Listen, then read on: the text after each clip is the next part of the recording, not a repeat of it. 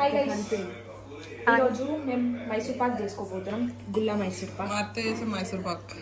Chef first ఒక బౌల్లో నెయ్యి రాసి పెట్టుకున్నాం. ఇప్పుడు పిండి జల్లడించుకుంటున్నాం.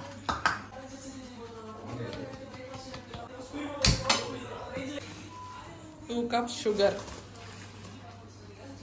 చక్కెర, పెరుగులు. అందరు తెలుసు. హిందీలో ఏమంటారు? నెయ్యి పత్తా. నెయ్యి పత్తా. నెయ్యి పత్తా అంటే నెయ్యి. 1 కప్. ఇది మొత్తం నానాలి షుగర్. ఓ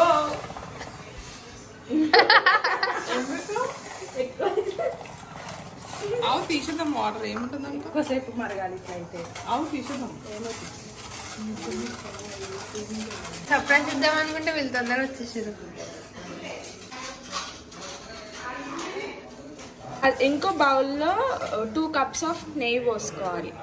ఇప్పుడే ఫంక్షన్కి వెళ్ళి వచ్చిన మమ్మీ వాళ్ళకి అత్త సర్ప్రైజ్. షుగర్ సిరప్ కలుపుతా ఉండాలి, అంటుకోకుండా. ఇట్లా తీగ రావాలి. చికెన్ పాకమా? ఎట్లయినా నేను హాఫ్ చెయ్యి అంతే. అత్తలా గిత్త చెయ్యి, గిత్త అంతా అత్తది. మొత్తం నేనే చేసిన చెప్తుంది ఇప్పుడు. మంచిగా వస్తే చెప్తుంది. ఇది పాకం అయ్యే వరకు నెయ్యి వేడి చేసుకోవాలి. ఇప్పుడు నేను స్కూల్కి వెళ్తలేను. మాకు వెళ్ళాలని బాధ ఉంది, ఆమెకు వెళ్ళట్లే అని బాధ ఉంది. ఫస్ట్ ఇయర్ కదా అందుకే. పాకం అయిపోయినాక మనం దాంట్లో ఆల్రెడీ జల్లెడ పట్టుకున్న పిండిని వేయాలి అండ్ కలుపుతూనే ఉండాలి, అవి గడ్డల్లా కాకుండా.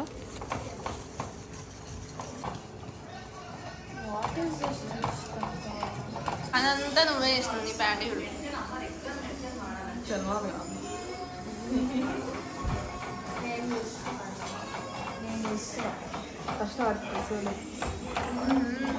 ఇప్పుడు నా వల్లనే గుల్లా మైసూర్ పాక్ వస్తుంది తెలుసా. ఇప్పుడు లేవు వస్తున్నాయి కదా, ఇట్లా పోల్చి వస్తాయి, గుల్లా లెక్క వస్తాయి. ఇప్పుడు దీంట్లో వేడి చేసుకున్న నెయ్యి నెయ్యాలి.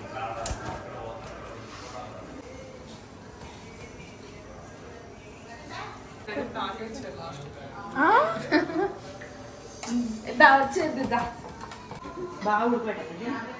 నెయ్యి వస్తూ కలుపుతూనే ఉండాలి. అప్పుడు ఇది మైసూర్ పాక్ వచ్చేదాకా, ఇది వేడాలి, ఇది వేడిగా ఉండాలి. ఎంత వేడిగా ఉంటే అంత. మనకు తినడు మస్తు ఇది. పెద్ద మైసూర్ పాక్ అది ఎప్పుడుదో అమ్మ రాసి పెట్టుకుని అత్త వేసుకున్నాను. పడే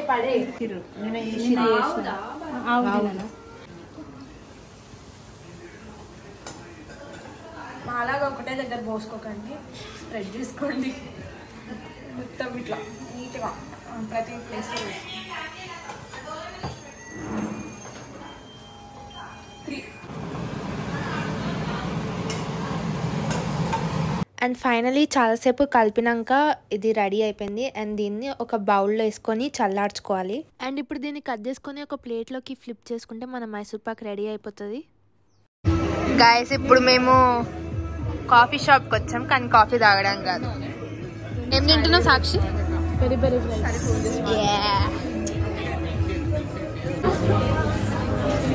అండ్ మేము గోలీ సోడా కూడా తీసుకుందాం. అవును, ఇది మొత్తం వెజ్.